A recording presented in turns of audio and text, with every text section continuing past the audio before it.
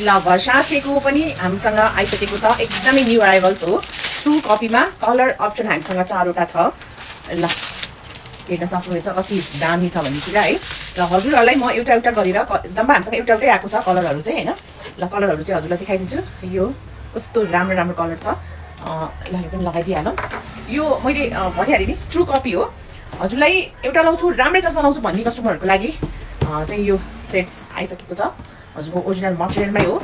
र कति भनिरा भनेर भन्नु होला मैले भन्नु नै पर्छ